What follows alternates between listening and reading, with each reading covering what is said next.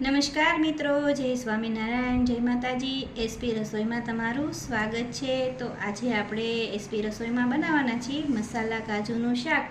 તો આપણે 1 કપ કાજુ લીધા છે અને વજન પ્રમાણે 150 ગ્રામ કાજુ લીધા છે. 2 નંગ ડુંગળી લીધી છે અને આપણી આવી રીતે સ્લાઇડમાં સુધારી લીધી છે અને 2 નંગ ટમેટા લીધા છે અને 8 થી 10 લસણની કળી લીધી છે અને ખડા મસાલા લીધા છે અને લીલા ધાણા ફ્રેશ લીધા છે.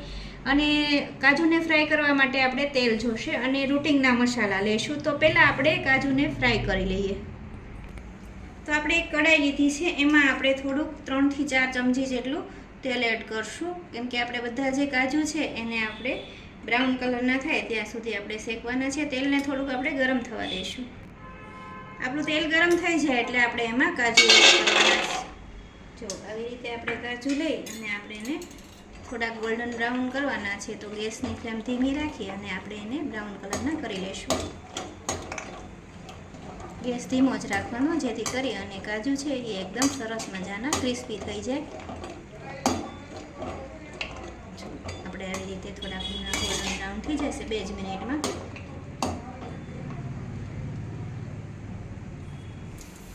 તો જો આપણા કાજુ છે એ બધા જ ગોલ્ડન કલરના થઈ ગયા છે. તો આવા કાણાવાળા ચમચામાંથી આપણે આવી રીતે તેલ નિતારી અને કાજુને આપણે એક પ્લેટમાં લઈ લઈશું.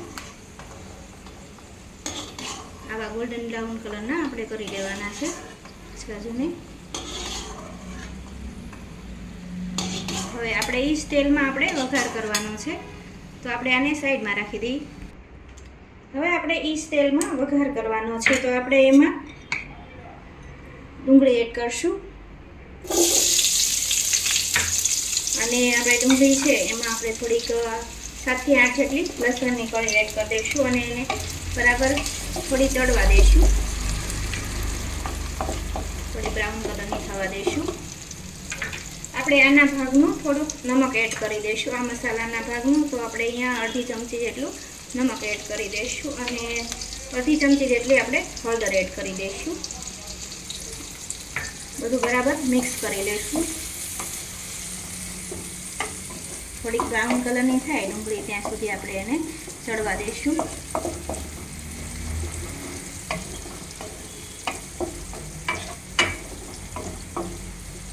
આપણે ડુંગળી થોડીક ચડી ગઈ છે. આપણે એમાં જે ટમેટા સુધારીને રાખ્યા છે એ આપણે એમાં એડ કરી દઈશું.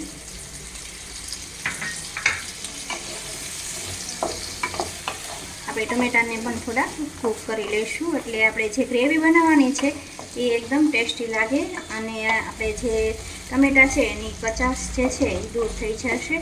તો આપણે એને થોડીક વાર ચડવા દઈશું. 2 મિનિટ જેવું ચડવા દેવાનું, એટલે ટમેટા જે છે એ એકદમ સરસ પોચા પડી જશે. તો જો આપણે 2 મિનિટ જેવું આપણે ટમેટા અને ડુંગળી સતળાઈ ગયા છે. આપણે એક મિક્સર જારમાં આને પહેલાં થોડું ઠંડુ થવા દેવાનું છે, પછી આપણે મિક્સરમાં લઈ અને આપણે એની ગ્રેવી બનાવી લઈશું. તો થોડીક વાર એને ઠંડુ થવા દઈએ. હવે આપણો મસાલો જે છે એ આપણે ઠંડો પડી ગયો છે. આપણે એને મિક્સરમાં, નાના મિક્સર જારમાં આપણે એને એકદમ ગ્રેવી બનાવી લેવાની છે. તો આપણે મિક્સરમાં એડ કરી લઈએ. આની આપણે ગ્રેવી બનાવી લઈશું.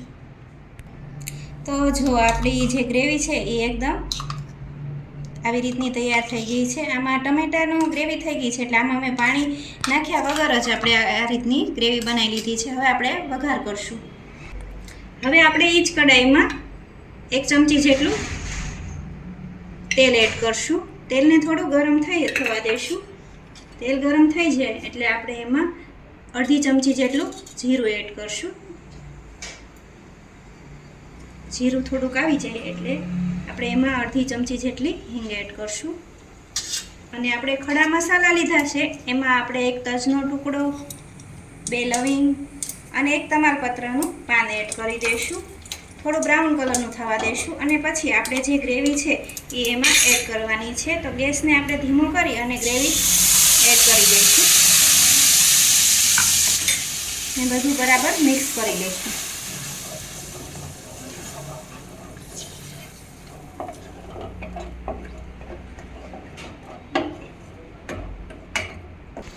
આપણે ગ્રેવી છે એ થોડીક ઉકળે એટલે એમાં આપણે મરચું નાખશું.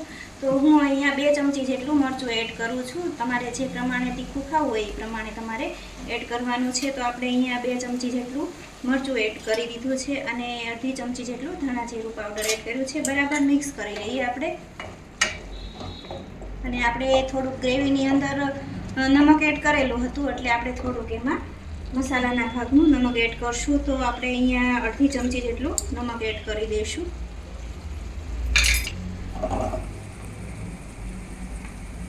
હવે આપણે જે કાજુ ફ્રાય કર્યા હતા એ આપણે એમાં એડ કરી દઈશું અને બરાબર મિક્સ કરી લઈશું. જો મિત્રો, આ કાજુ મસાલાનું શાક બનાવવાની રેસીપી તમને પસંદ આવે તો એસપી રસોઈને સબસ્ક્રાઈબ કરી અને બેલ આઇકન દબાવવાનું ભૂલતા નહીં, જેથી કરી તમને મારી અવનવી રસોઈ જોવા મળે. તો આવી રીતે કાજુને બરાબર મિક્સ કરી અને આપણે એમાં થોડું પાણી એડ કરશું. તો આપણે એમાં થોડુંક એવું 2 થી 3 ચમચી જેટલું પાણી એડ કરવાનું છે અને આપણે એને થોડીક વાર ચડવા દઈશું.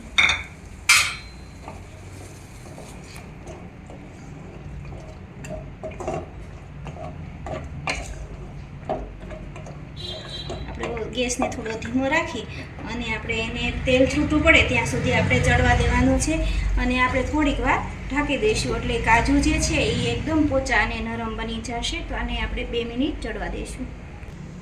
હવે આપણે ચેક કરી લઈએ કે જો આપણું જે પાણી હતું એ પણ બળી ગયું છે અને તેલ પણ છૂટું પડવા માંડ્યું છે. તમે જોઈ રહ્યા છો તો એકદમ ટેસ્ટી એવું આપણું કાજુ મસાલાનું શાક બનીને રેડી થઈ ગયું છે. તો આપણે એને સર્વ કરી લઈએ. ગેસની ફ્લેમ બંધ કરી દઈએ આપણે. તો તમે જોઈ રહ્યા છો કે આપણું કાજુ મસાલાનું શાક કેટલું ટેસ્ટી બની અને તૈયાર થઈ ગયું છે. તો મારી રીતે એક વખત જરૂરથી તમે ટ્રાય કરજો. ખૂબ જ એવું ટેસ્ટી લાગશે તમને કાજુ મસાલાનું શાક. તો આપણે એને સર્વ કરી દીધું છે. તો આપણે તૈયાર થઈ ગયું છે કાજુ મસાલાનું શાક. એને ઉપરથી આપણે લીલા ધાણા એડ કરીશું અને આપણે થોડા કાજુ એડ કરશું એટલે ખૂબ જ ટેસ્ટી એવું આપણું આ કાજુ મસાલાનું શાક બની અને રેડી થઈ ગયું છે. તો જુઓ મિત્રો, મારી રીતે એક વખત જરૂરથી ટ્રાય કરજો.